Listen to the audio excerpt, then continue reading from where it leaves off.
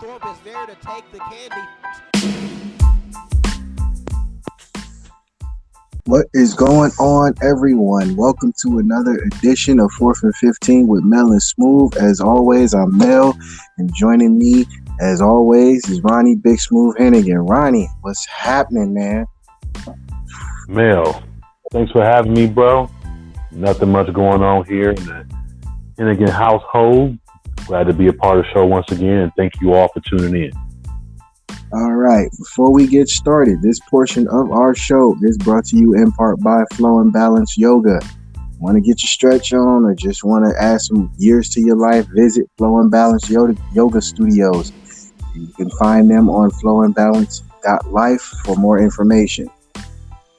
All right, now, not a lot to talk about, but it was some big things that happened and some big what ifs that we had talked about last week. And the NFL free agency is starting to take a turn. And it looks like, for starters, you called it. It was a report on Bleacher Report, I believe, that said the Raiders would be prepared to offer Tom Brady 2 years at $60 million. I'm not sure that that's really going to happen, but it's in my mind, that is a great possibility because, Gruden, quarterback guy, I don't know if he's happy with Carr or if Carr is planning to leave eventually, but just the fact that started as a what if and now you see that as an article and as a report, what do you think could happen? To be honest, I feel like other than New England, the Raiders are probably the only other team in the league right now that are ready to offer that type of money for a 2-year contract. And I think what they're going to do is when they offer that up, they're probably going to guarantee 2/3 of that. I feel like they're going to say, hey, $40 million is yours guaranteed. And he'd be, well, I wouldn't say he'd be crazy to turn it down because he's made plenty of money. So it's not probably about money necessarily. But I feel like he has been, paid a lot less over the years. Part of that was him taking that cut to try to get more talent around him, which we talked about previously. But I feel like, there's a good possibility there. And along with that, I know there's been a lot of talks coming up out of nowhere with regards to like Derek and his feeling behind that. Because there's rumors circulating saying that, okay, let's say if for some reason Brady was to get picked up by the Raiders, they're saying that Washington could possibly get Derek Carr. So that's out there too. I don't know, man. I think it's like 50-50 right now. Last week I was just joking, but I feel like now it's like half and half at this point. Well, the thing about that is Carr is, he's still a good quarterback. He's still young. Right. And Washington already has Haskins. The only reason I could see them picking up Carr is as security in the event Haskins gets hurt, because it looks like in Washington, Haskins will be the guy. Mm-hmm. So what I'm thinking is with Rivers not coming back, I'm thinking LA makes a play for him. Yep. If this plays out the way that, we've seen the articles. So what I'm thinking is I could see LA making a play for Carr. The money's got to be right and the years have to be right. And then I also could see, because that second one I sent you about Rivers and where other quarterbacks like Rivers could end up, I don't see Rivers retiring. I really see him ending up with a Florida team. I'm still sticking with that. So I see if this plays out where the Raiders do make an offer to Brady, the only other reason I can see him turning it down would be he doesn't want to fall off and have a down year and it damages the brand. That's the only other reason I can see that happening. But outside of that, I could see Carr going to LA and I could see Rivers not retiring and coming back and being comeback player of the year. That's just me. Don't know how well that is going to play out, but I could see that playing out. Something close to that. You know, Mel, the thing about Rivers, I'm glad you brought that point up, is because with him, when you look at him possibly getting picked up by that Florida team and, you know, him having that housing down there and everything, it sounds like, I feel like the only thing that keeps him in the league is if he gets signed by a Florida team. I don't see him saying, okay, I just got this house down here and, you know, my family's down here and I'm going to just all of a sudden go play out in, you know, Denver or wherever. I don't know, I'm just throwing something out there. But as far as travel, you know what I mean? And the thing is, like, it's going to be either, you know, Tampa Bay or Miami that gets him. And I feel like that's something that he definitely would have happened. Because we already know Jacksonville is not going to happen since they paid, you know, all their money away to their current quarterback. So it's got to be Tampa Bay or Miami if that does happen. I like the scenario of Carr going to LA. That sounds pretty cool too. That'd be pretty interesting to see as well. I think he could use a fresh start. I feel like the Raiders kind of did him wrong when they got rid of Cooper. That was like his number one target, and he hasn't adjusted since then. You know what I'm saying? So they haven't really, yeah, man, they haven't really brought anybody in to replace, you know, a receiver of that caliber. You're like expecting him to work magic. I don't know how you expect him to do anything different. So it's kind of like, what do you want to do from this point, right? So I could definitely see the LA thing happening for sure as well. Speaking of retirement, I'm glad you brought that up because this is something that I thought about last week, but I was like, I don't really talk about it. But now I'm kind of wanting to know your thoughts on it. So 2 players recently retired. It's been over a week now, so I'm kind of late on this. But what are your thoughts on the retirement of both Eric Weddle and also Vernon Davis? Eric Weddle, it was about time. It's about time. Don't get me wrong. Eric Weddle, great receiver, great defensive player. My bad. Great tackler in some sorts. Had an eye for the ball. He was very intelligent, but you could see, you know, playing in that Baltimore defense and playing in other physical defenses like LA, it took a toll on him. So I think this was one of those get out before the game puts you out type of scenarios. Mm-hmm. And for him, I think it was past due.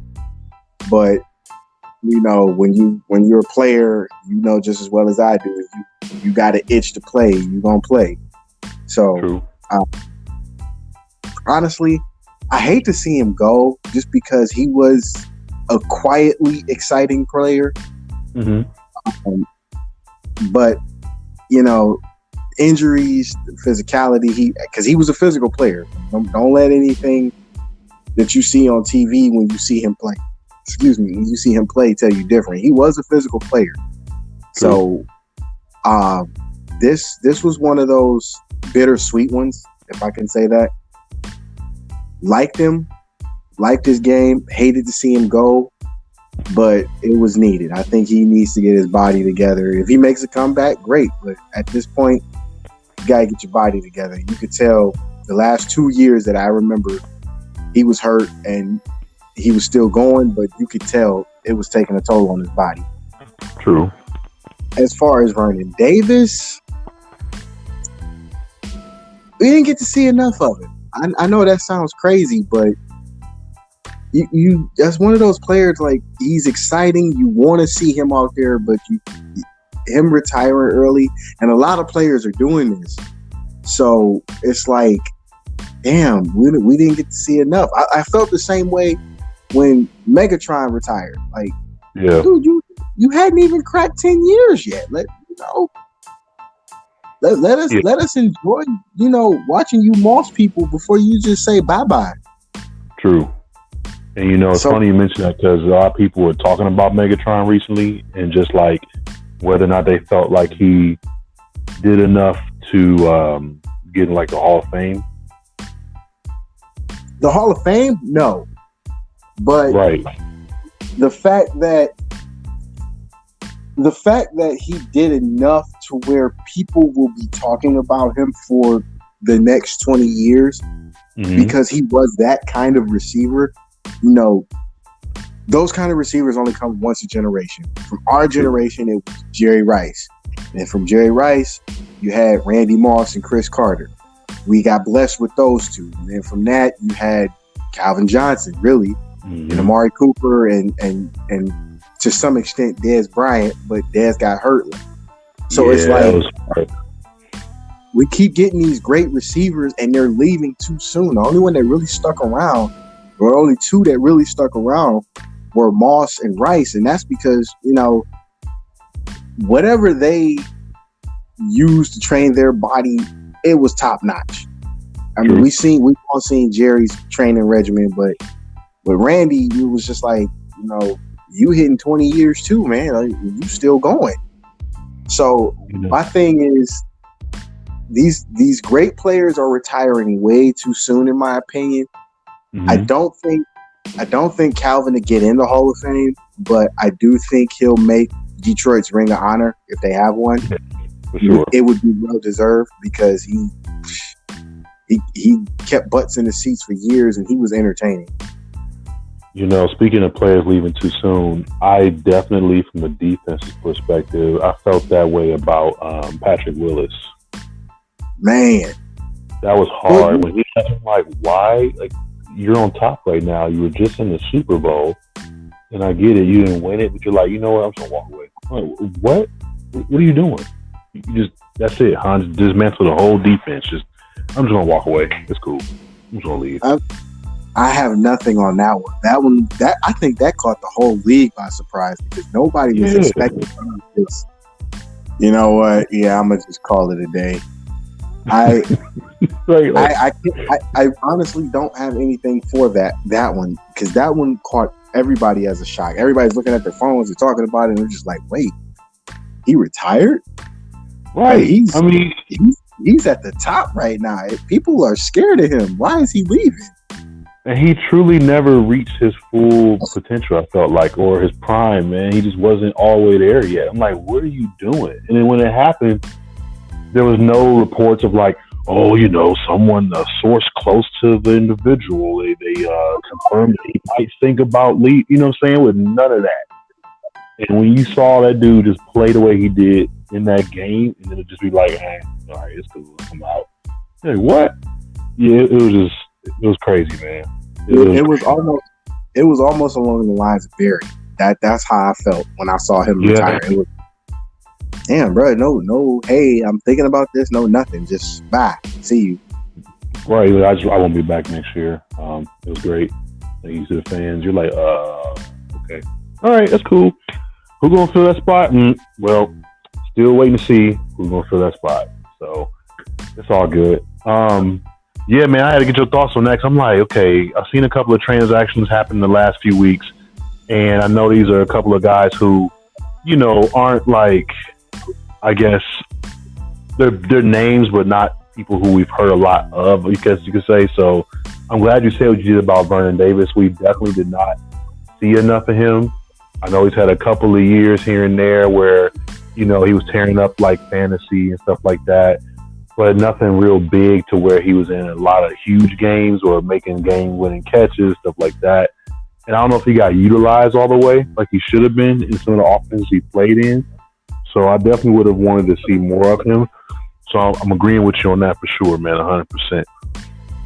All right. Yeah, that was – because that one was kind of – wow, you too? That was me more of a U2 kind of thing. Mm-hmm. All right. Now, with that being said, we talked about this last week a little bit, but now that I'm learning more about the situation, the New Orleans Saints have 3 quarterbacks on their roster. 2 of them are to hit free agency. Those 2 are Drew Brees and Teddy Bridgewater. Now,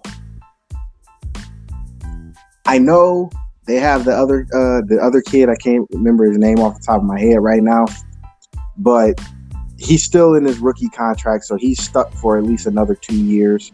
Mm-hmm. But where do you think We know Breeze is not going anywhere. Clearly Right. not going to go. But where do you think Bridgewater is going to go? Because I've read some stuff and I've heard some stuff, and I even thought of some what if scenarios. And I'm thinking, don't quote me on this, but I think he could end up in Carolina. Ooh, you know, because we Taysom were Hill, talking. that's the other quarterback. Just for the record, I just pulled it up. Taysom Hill. Now, it's funny you'd mention that because we were talking about this scenario, not with Bridgewater necessarily, but just Cam Newton in general, and how, you know, we felt like Carolina might be done with him. We're trying to move on from him. I know he's kind of like had a few injuries here and there the last few years and is not really the same.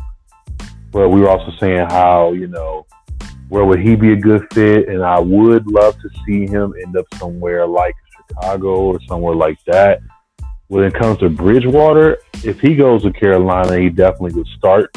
I know that's probably something that he'd be excited about too, to get back out there and have starting position. So I feel like that would be a really strong case for him to go somewhere like that. The only other place I could see him maybe being bid for or people trying to pick him up, I feel like I don't know. I feel like strangely he would end up in like a Giants uniform. You know what? I was thinking that too, but that was one of the because we talked about this so long ago. If Cam doesn't end up in Chicago, I think the roles could be reversed. I think Bridgewater, not only could he end up in Carolina, but I also think he could end up in Chicago. And I think if the Bears don't make a play for Cam, I think Cam ends in New York.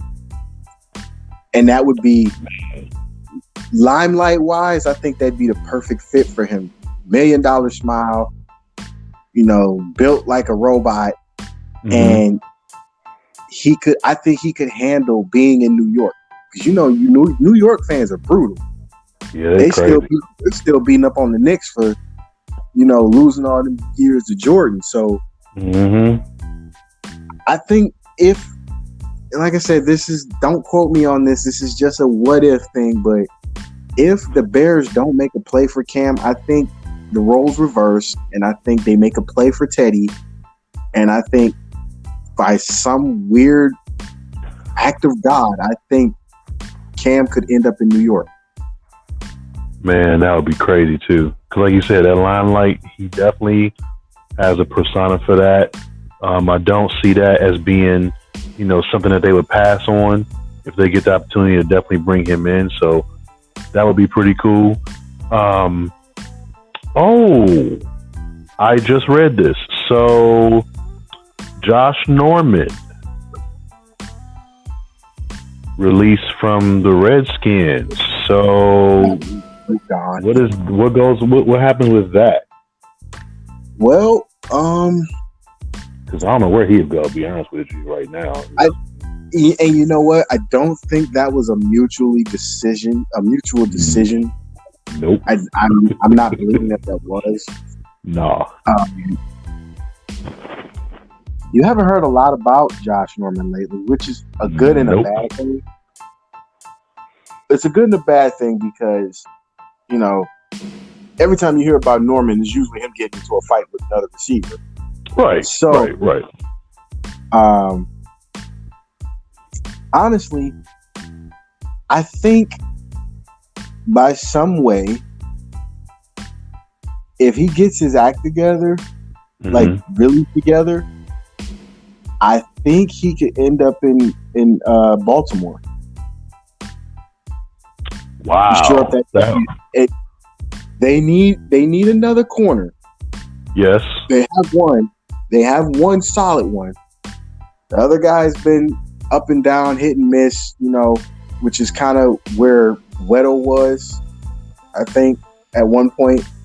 You know, he's always been put corners in front of me. I could take care of the rest. So, honestly, if he can stay healthy, he can stay out of trouble with the team, I honestly think he could end up in Baltimore, and that would be a good fit for him because he's a physical corner. Now, does that happen in real life? I don't think so. But if there was that, hey, I think we got a shot at this, it's possible he could end up in Baltimore. Now, with that, go ahead. I'm sorry. I was going to say, or it's in the AFC. Because I know he's always been comfortable in the AFC for some reason, or against teams in the AFC. He could end up in Pittsburgh, maybe Cleveland. If Cleveland, because Cleveland's looking for a corner outside of Denzel Ward. They're looking for another corner that can shore up that corner spot. Now your secondary straight. So top 3 teams I could think or see him being on: Pittsburgh, Baltimore, Cleveland. I don't know if the money would be right for Cleveland unless they restructure Odell's contract, which we had talked about last week. True. But it's still a possibility because that's a need that they can hit in free agency and not have to waste a draft pick on. You know what? That's true because you figure the Redskins, with them releasing Josh Norman, that frees up $12.4 million this season for them. And with that, it's kind of like, okay, what do you plan on doing? Because you free up that much money, you definitely are going after somebody we don't know about. So that could be a possibility. With Cleveland, in order for them to bring in somebody like Josh Norman, what they would end up doing is letting Schobert walk away. That'd be a possibility because he's up for free agency. I think what else they would do, maybe trade somebody we don't know about. I'll be honest, I'm not pretty sold on Greedy Williams. I feel like he is better off as like a nickel back or something like that. Him playing on the outside. Look, the amount of deep, he gave up the most deep balls this season alone. I get it, like he's new, but like you were out for what?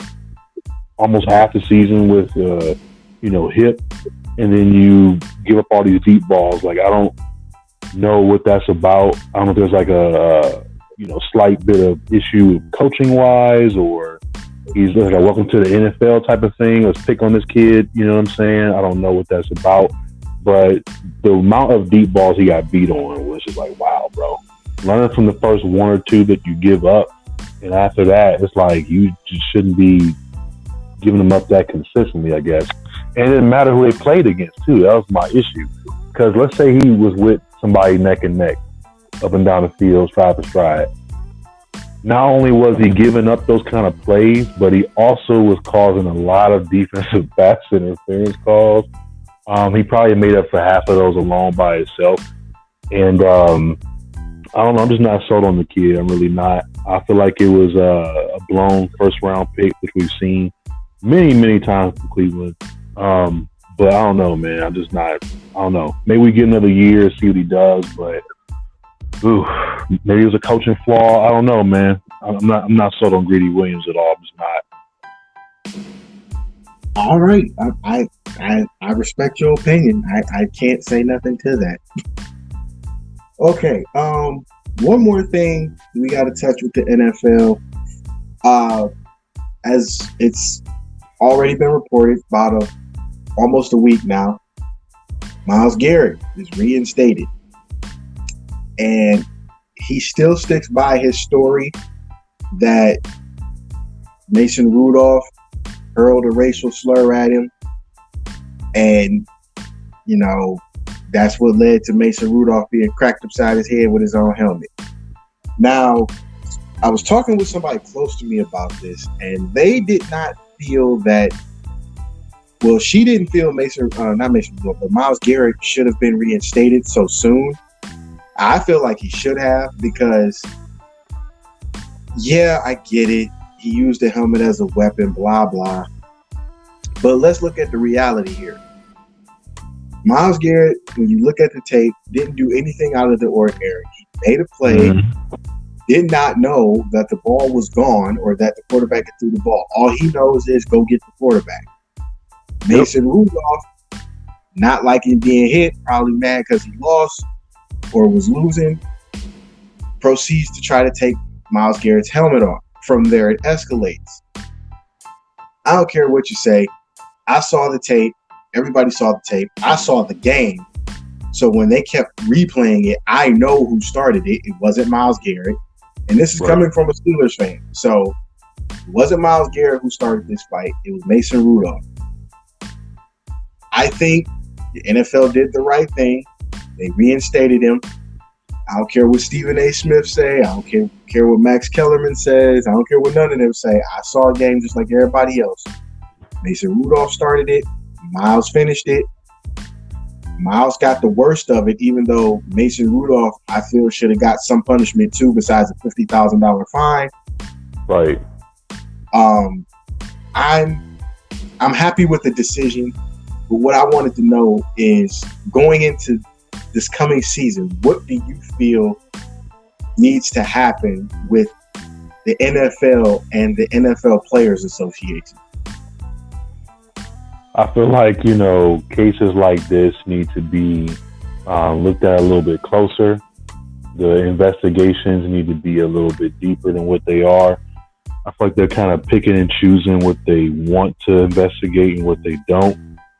With this situation, they probably were like, we ain't really going to worry about it. Because like they said, quarterbacks' helmets are mic'd up. Certain people in the field are mic'd up. So they didn't really choose to look into that a little bit further as they should have. But, with that time passing, man, and the game served, they definitely did the right thing by reinstating him after sitting for 6 games. I also feel, too, that with that going into this season, I do think that they should probably keep an eye out for some stuff that could be happening amongst players. And the NFLPA should just, try to fight issues like this, I feel like, more often than they should with other things that they've been kind of taking a back seat on. Because right now there's a big push where I know Gronk was saying how with the injuries and things he was dealing with and why he chose to, retire before this past season, he's a big advocate of players using CBD and stuff like that to recover, which I know from my other job that is very, very effective against inflammation, and it does help you to recover a little bit quicker without any actual side effects of having a strong case of THC and stuff like that in the system. And I believe it's already been cleared by the MLB this year. So it's definitely something that's being spread across sports for sure. So little stuff like that, I feel like they should be fighting for. Different rule changes, obviously, helmets. They should look a little bit closer to as well into the targeting rules and stuff like that. So I feel like there's a lot of different things that the NFLPA needs to really look forward to or try to fight for the players for, and not take so much of a backseat to things like this that does happen. So I feel like they kind of handled that a little bit poorly with this particular situation. But going forward, I feel like they need to have more involvement in these type of things that do happen with the upcoming season. Well, you know what? I'm glad you brought that up, because I've been dying to say this. Roger Goodell has been doing a piss poor job at managing on-field situations as well as off-the-field situations. Absolutely. This situation in particular, it's on national TV because it's a Thursday night game, so everybody's seeing this, not just Cleveland and Pittsburgh. The entire United States saw this. We know, if you're smart and you're not a biased person or you're not a racial person, you know who started the fight. It was Mason Rudolph. It's on tape. They've been reviewing it. They replayed it 8 different times during the game, after the game, on the news. You knew who started it. You knew who got cracked over the head with their own helmet. You also knew something had to be said or done in order for it to get that far. Why you're ignoring the fact that there was something said or done to get to that point? Because remember, David DeCastro and I think it's Marquise Pouncey were holding Myles Garrett back. So there's 2 big dudes holding another big dude back. And then the quarterback, who happens to be quote unquote the little dude, walks up on him, says something, does something, and you get cracked upside your head. You cannot be that stupid. And I don't get me wrong, I'm not slandering anybody, but Roger Goodell saw this tape. He has this tape in his possession. You can't be that stupid. You know something was said. You know something was done. Why only one person gets punished? For real. Because if you look at it, Marquise Pouncey got 1 game. David DeCastro got 1 game. I think it was Ogunjobi got, 3 games? 2 games? Yep. And Myles Garrett got the rest of the season. Mason Rudolph gets a $50,000 fine. Do you think we're stupid enough to believe that something or nothing happened to the point where one guy gets suspended the rest of the season and then 4 other guys only get a slap on the wrist? I'm not buying it. And then I don't buy it either, man. And on top of that, Myles Garrett is probably one of the nicest players in the league. You know what I'm saying? The dude went to school and studied paleontology. He wants to dig up dinosaur bones. You can't pay me to believe he was the instigator in that. If you look at that whole entire tape, that whole sequence at the end of the game, you can't tell whether or not, as a defensive lineman, even as a wide receiver or defensive back, you can't tell when that ball's coming or when that ball's gone. As a defensive back, I've made hits on players and I've gotten flagged for it because I thought the ball was coming and I tried to time it up. Pass interference. It happens. So you can't tell me that Myles Garrett, who's leading with his head down because he can't tackle above the shoulders, basically, and he has to go either chest high or waist high. You can't tell me he knew the ball was gone because the way he even came in, he didn't know the ball was gone. And now all of a sudden you got Mason Rudolph trying to take his helmet off? Come on, man. So from there, you got David DeCastro and Pouncey trying to hold Garrett back. And all of a sudden, Mason Rudolph runs up on one big dude getting held back by 2 other big dudes. And all of a sudden, he gets cracked upside the head. Something was said. Something was done. I think Goodell needs to do a better job at this because you singled out, to me, I can't say that he did this, but this is just how I feel. You singled out one player when you know, and it's on tape, and the rest of the United States saw he didn't start it. So you punished him because he did something out of reaction as opposed to going to Mason Rudolph. Hey, man, what did you say or what did you do to this dude for him to crack you upside your head? Because he was getting held back by 2 dudes. So you did something. You can't pull him into your office and say that. And on top of that, man, you got to look at it too from perspective of, okay, I know for a fact that not only was he being held back by those 2 guys, he also got rushed at by them. And he by himself at this point. And he like, look, I got to grab something to protect myself. Okay, because I'm about to get rushed by 3 dudes at one time. And you expect me to just be fisticuffs with 3 different people. I'm grabbing objects. I'm trying to do whatever I got to do to protect myself. Because when nobody there, Brown's on his side yet until after the fact. And I'm doing the same thing that Garrett did. I don't care. You be mad at me. So I think I'm with you on this. In the offseason, I think the Players Association needs to sit Goodell down by himself in a room and just let him have it. Like, I don't care what they say to him, how they say it, but if this was Paul Tagliabue, whoever he saw on tape would have been suspended. Mm-hmm. Let's just call it. That's how Paul Tagliabue was. If he saw you on tape, even if you was just standing there, you probably would have got at least a game. Yep, everybody. Exactly. Excuse me. Exactly. Goodell, he's picking and choosing. He's handled these situations poorly. I wouldn't vote him back in. Personally, I wouldn't vote him back. Or however that process goes, he would not be back.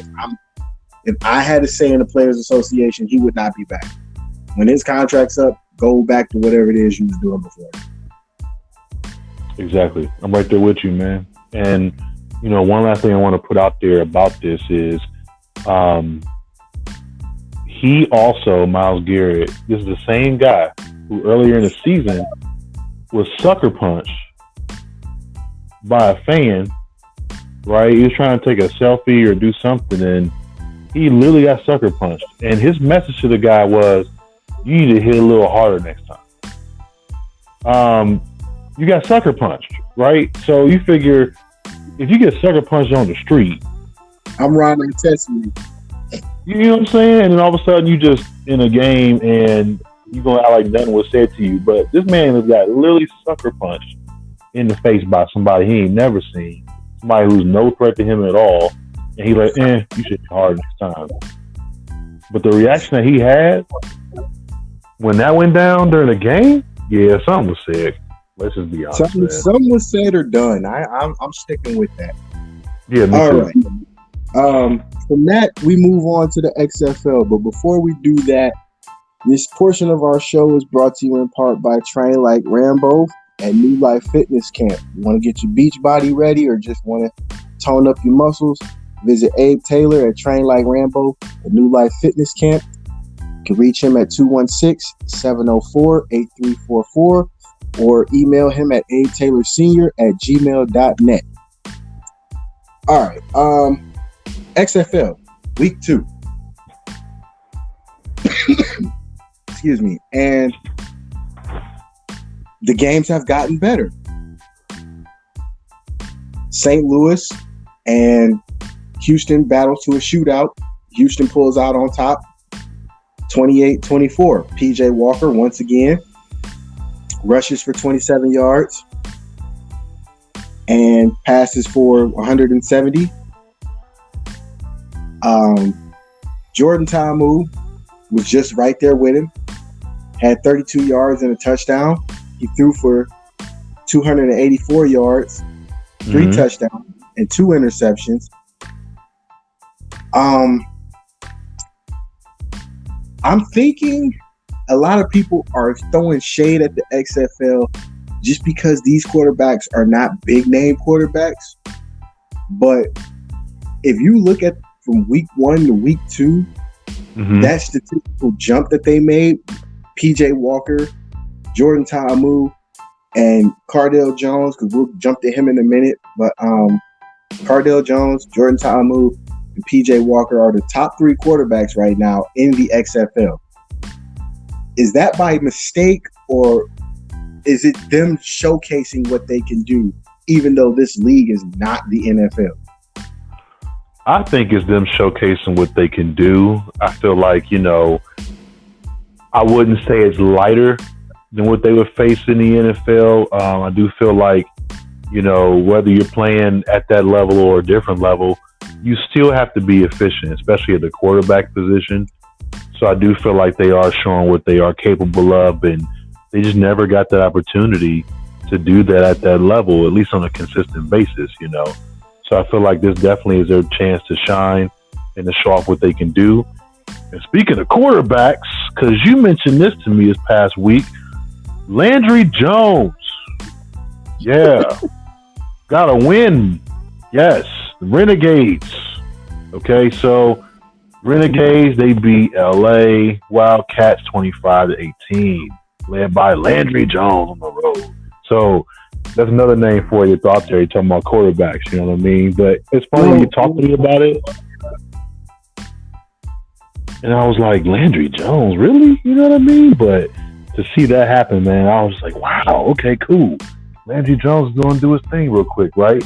And here he is, got to win, man. So, well, you got to understand, too, Bob Stoops is the coach of the Dallas Renegades. So he knows Landry Jones very well. Not only does he know Landry Jones very well, he has a system in place that fits Landry Jones very well. So Landry Jones went out there 28 of 40, 70% completion percentage for 305 yards, 1 touchdown, 2 interceptions. That's been his knock since he was at Oklahoma. If he can keep, and this is just me speaking as not only a journalist, but a fan of football. If he could be efficient like that and keep the interceptions down, I think he'll be a great quarterback. I think he'll be a great backup quarterback in the NFL. Yeah. My problem with him is he's never been, outside of him being at Oklahoma, he's never been consistent to the point where coaches can trust him. Now, you know, when you're in Mike Tomlin's system, you have to be a trustworthy quarterback. True. I don't see it right now, but I think the XFL is going to help him become that trustworthy quarterback, because Oklahoma, he produced. He's had a few opportunities in the NFL, but the XFL, I think, gives him this platform to show I can be that guy. I just need to, whatever I need to work on, I'm working on it here so you guys can see it. I agree with that. Now, with LA being in the situation that they're in, oh my. Mm-hmm. I don't, because they just made a trade with DC. They traded their best linebacker for DC's best corner. I don't really understand that trade, but if LA can pull it together offensively, I think LA could be a playoff team. Mm-hmm. Who knows? But as of right now, LA needs to get it together because it's not looking good for them. It's not looking good for Tampa Bay either. They went up to CenturyLink Field and got beat on by Seattle, 17-9. Excuse me. True. 17-9, and just, you know, this Seattle team is scrappy. Mm-hmm. They're very scrappy, and I think they're a grinded out team because you saw this last week. They pounded the ball. So did Tampa Bay. And my thing with this is, if you're going to ground and pound, you got to have a matching passing game, because you can't be Silvers going 7 for 18 for 91 yards. I get it. Everybody, you had 3 running backs, and all of them went over 4. 2 of them out of the 3 went over 40 yards. But when you see DC and you see Houston, you're going to have an offense, man. Your offense has to be clicking. Yeah, you see, and especially, I'll even say St. Louis. I'll even go so far as to say St. Louis, because Jordan Talamu, people give him flack, but he's a good quarterback. He's just quiet about it. He can run, he can throw. PJ Walker, he can run, he can throw. Cardale Jones, same. Something about Seattle is telling me they want to be like the Seahawks and ground it out, but I don't think they have it.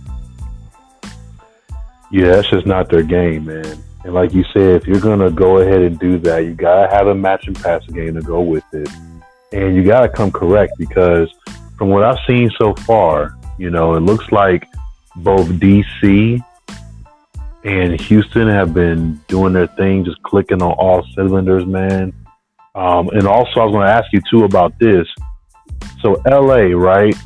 They were the first team since this comeback of XFL to get their three-point play, right? So, what are your thoughts on that? Do you feel like we'll see more three-point plays as the games go on, or at least the attempts for three-point plays?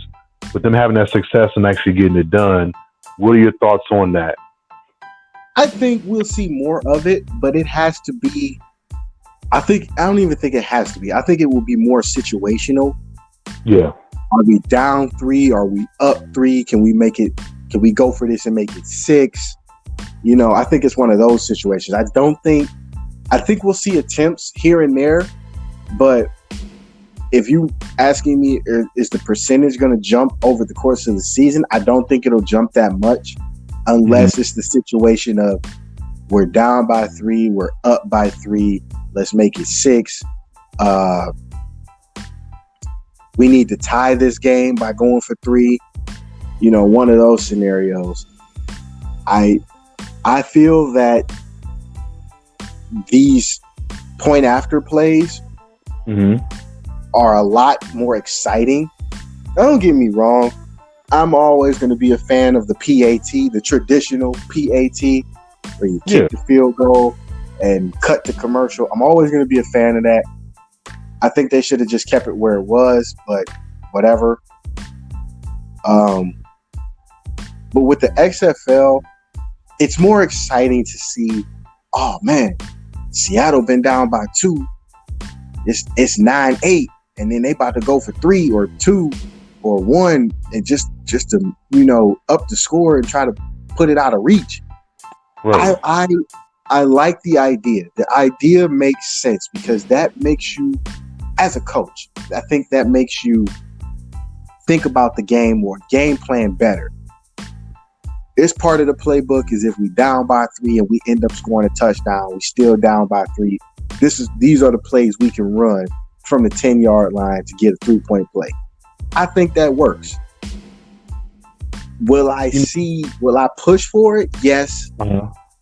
Will I get my wish and see more 3-point plays? Probably not, unless the situation calls for it. But I think it's an overall great idea. I like the idea too, and I feel like you said, it's going to be situational, right? So the idea of being like, okay, we're down, we have a chance of getting a total of 9 points or whatever, definitely sounds exciting. I feel like too, what's going to happen though is I think teams are going to probably figure out more ways to go for the 2-point as the games go on. Like you said, at 3-point, I do feel like it's going to be more situational. Are you up by a little bit? Do you want to put the game away early? Something like that. Are we down by a crazy amount? So yeah, I definitely agree with you on that as well too. I did want to get your thoughts about the article you sent me in the week. So you said, or sent me the article talking about XFL player salaries and what they're being paid right now. Now, for me, I was like, well, I'm looking forward to the success of this league and, them upping that amount, which I feel like will happen for sure. But what are your thoughts on what's it looking like currently? What it looks like currently, it's a start. You're never this is the problem I think the USFL had when they came out. Mm-hmm.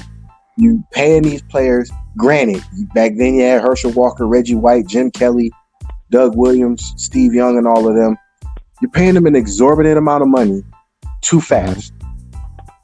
With this league, with the new XFL, you're giving them the same thing we pretty much got in indoor football, which is base salary and a win bonus, which works.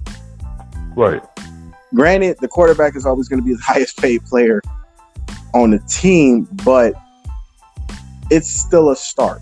You're only averaging, which isn't bad, by the way, you're averaging 20,000 fans every game so far. And with the fans comes the money. True. So I think that the XFL has a great model for base paying salaries. I think, and I'm gonna throw this at you too because I read this, and believe it or not, there's an XFL Facebook group, and I read this that if the league is successful, they could jump to possibly 5 a game or 4 a game, close to something like that, within the next 2 years.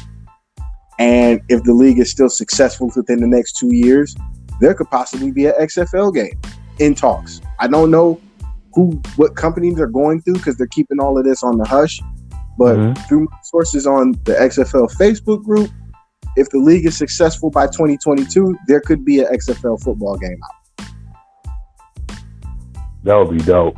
I would definitely buy that. Just based off of the rules and the way it looks and the jerseys and all of that. Like, I'd definitely be all about that. Here's a funnier thing I saw too online. I think it was like on Instagram, whatever. There was a guy saying that they felt as though the best team in the XFL, whoever wins the championship, should be allowed to replace the worst team in the NFL and swap it out. Like, just be like, look, whoever the worst team in the NFL is, y'all will be in the XFL season, and then just switching out the best XFL team and throwing them in the NFL, man. You know what? I think I saw that too. I'm not a fan of that because that's got to be drunk talk. But what I will say is this.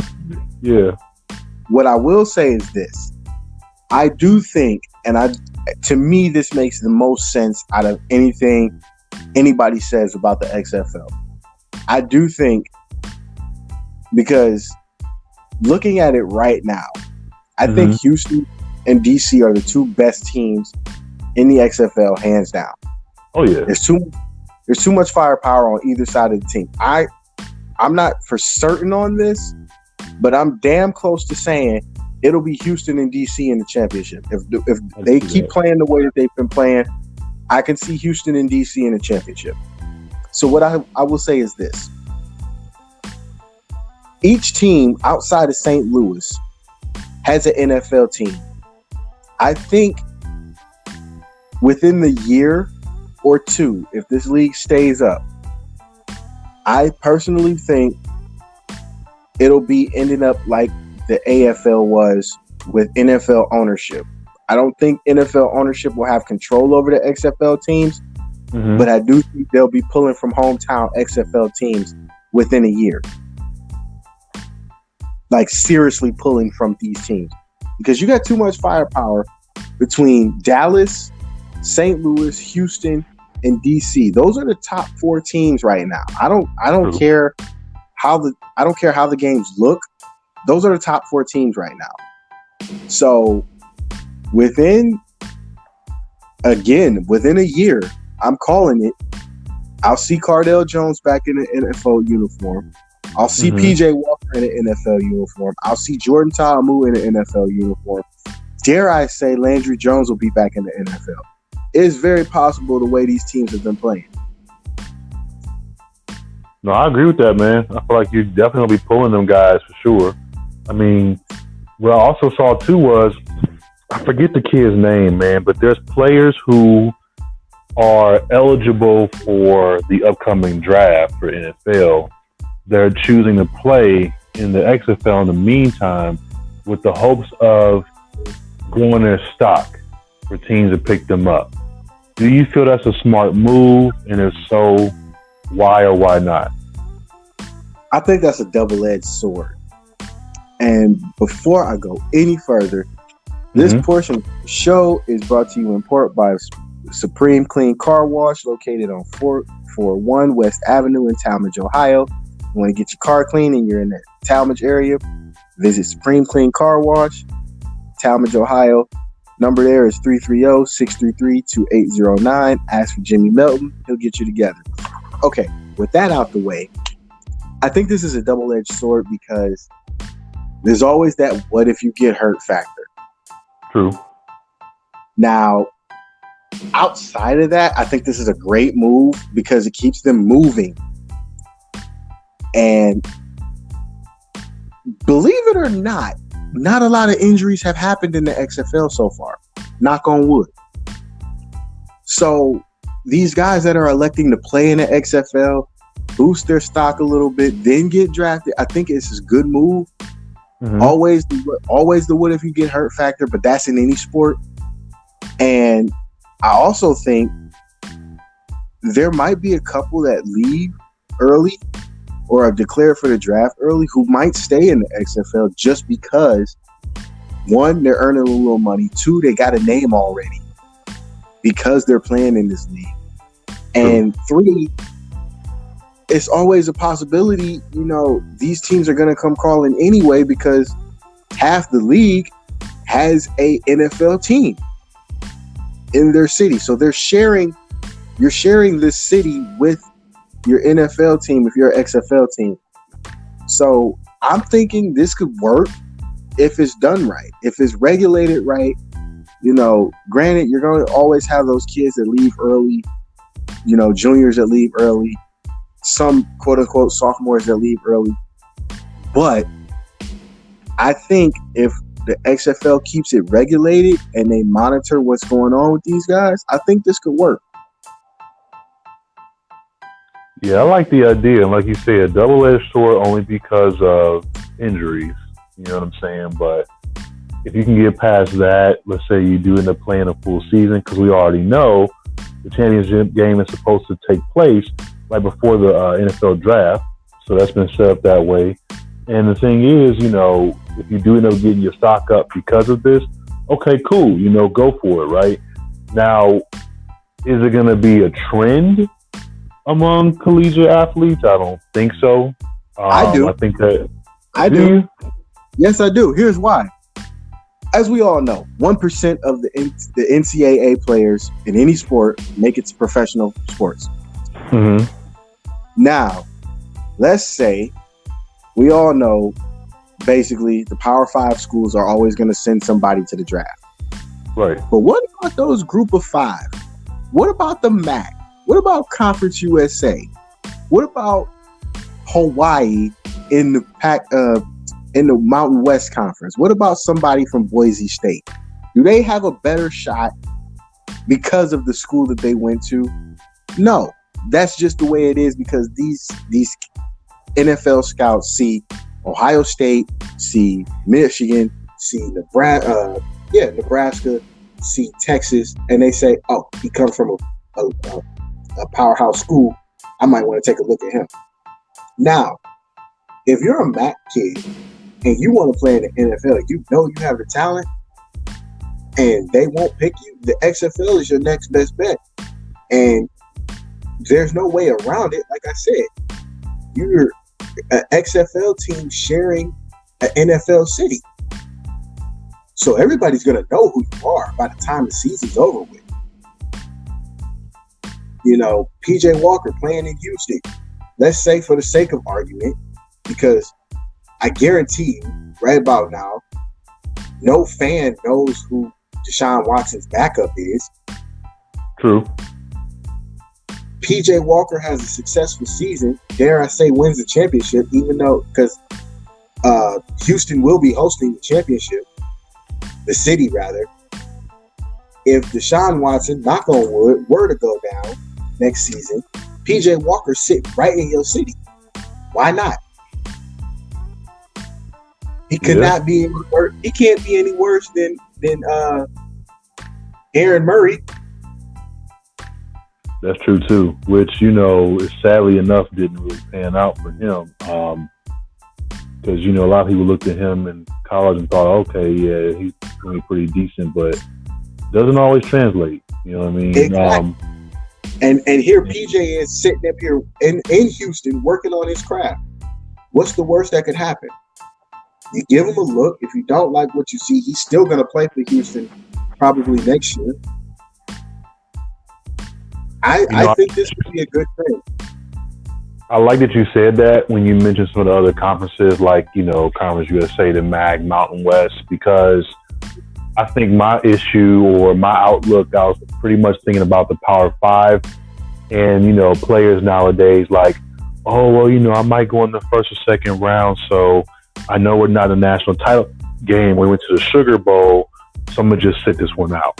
Thank you so much to the fans for supporting me all these years. I'm not playing in this bowl game.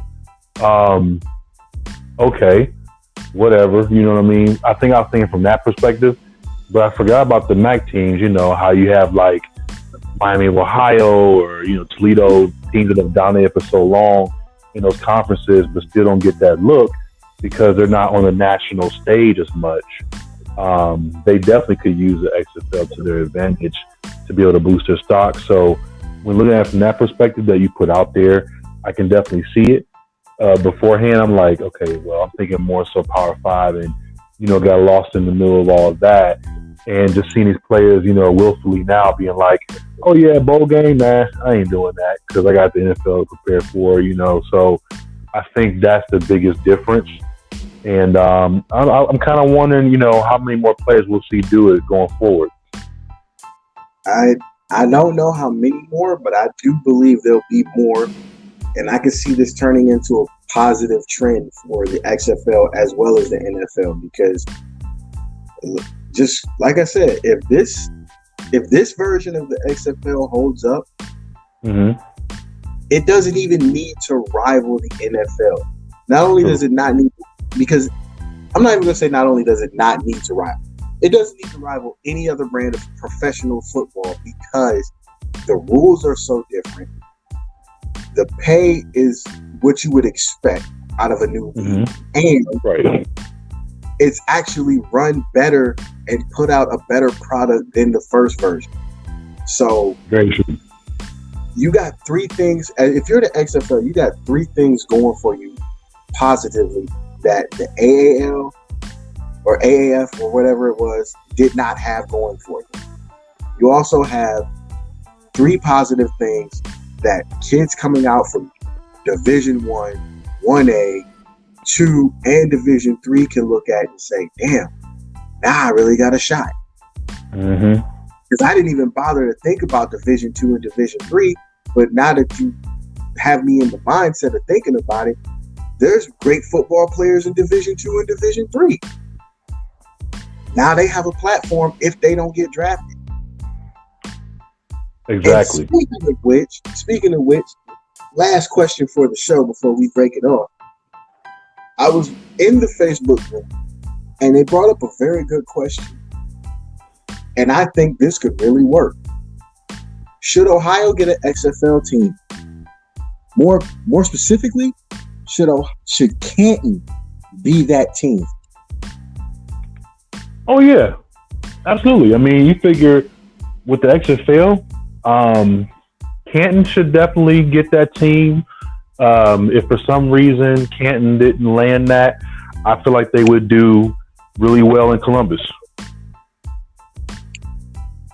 The only thing I have a beef with Columbus is that if they bring a team to Columbus, that Columbus team is probably going to probably want to put that Columbus team in the horseshoe. And that's going to be the problem. But with the Canton team, the Hall of Fame Stadium, Tom Benson Memorial Stadium, Fawcett Stadium, whatever you want to call it, is sitting right there, only being used during high school season. True. Malone doesn't have a football team anymore. Walsh is the only other team using that field. I think it could work in Canton. Yeah, I like that being again too. I'm actually pushing for it to go to Canton because that's prime location no matter how you swing it. If you're a Canton team, let's say in a year, by the end of 2021, because they're already talking expansion into certain cities. So by the end of 2021, if you're Canton, I'm pushing hard for this. Why am I pushing hard for this? You've got Kent State, you've got Akron, you've got Mount Union, you've got Walsh, you've got Notre Dame College in Cleveland, you've got Lake Erie College out in Painesville, Hiram College, Baldwin Wallace, John Carroll. You have a plethora of players to pick from. And so many colleges in just the Northeast Ohio area. True. So I'm pushing for this expansion into Canton. And I agree with you. I feel like they definitely are going to try to push for it to be in the shoe if it was to be in Columbus, because quite frankly, no one's going to want to have that team go and play at Matt Free Stadium where the Columbus Crew are. And I know like the Hasms are kind of working on trying to get a new stadium still for the Crew, because that was part of their agreement before they were threatening to move down to Austin, Texas before they were bought. So that's still in the works, I believe. But at the same time, man, like you said, you can't be having venues that big like that, because that's just not cohesive with the rest of the league's trying to do.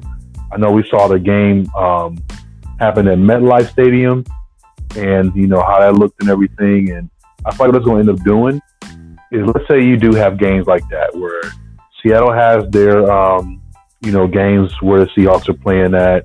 You got MetLife Stadium being used. Do those automatically now, because we are talking about fans. do teams like that automatically end up having, a higher amount that they can pay players because they can essentially put more people in seats? I don't think that has anything to do with it, but it could play a factor. It could be a factor later on in like by the end of 2021. So yeah, I could see that happening. But as of right now, 22,000 fans can fit at Fawcett Stadium down in Canton. Canton is a prime location for football, as we all know. If I'm the XFL and I really want people to take this league seriously, I put a team in Canton. And just the amount of people around there that follow the game. I mean, with the Hall of Fame being there, obviously, but then you got McKinley, and then you go a little bit higher, and you're talking about, Perry and Massillon, and there's just so many like football brick cities and communities that's in that area, man. Copley, Warren Harding, it's endless. So I definitely see, a team happening in Canton if they do get one in Ohio as being a possibility. I think that could work. There's nothing else to it. If I'm the XFL, you already got teams in marketable cities, in big market cities. If you want people to really take this serious, I put a team in Canton. You're playing at the Hall of Fame. It don't get no better than that. True. But we'll see. We will see. All right, folks, that concludes this week's show. We appreciate you guys for listening, and we enjoy talking about sports, and we enjoy you guys listening. We thank you so much. You don't understand how much we appreciate the love and support. Don't forget to catch us on Apple Podcasts, Google Podcasts, Spotify, and now YouTube. So just check us out on all platforms. And like Mel said, we just thank you guys for listening in. It's been a joy to be able to do this week in and week out, to be able to have just some honest conversation, an unbiased look at various topics throughout sports. And also, we're just excited to hear from you guys. If you want to go on our page on Facebook and, post a couple of questions or things you kind of want to hear us talk about, let us know. We definitely have message boards, stuff like that, some of these other platforms or whatever too. So make sure you're commenting, make sure you're subscribing, and we just look forward to you tuning in to us every week. All right, Ronnie, man, I'll talk to you throughout the week. Everyone else, have a great week. Be safe. We love you. Peace out.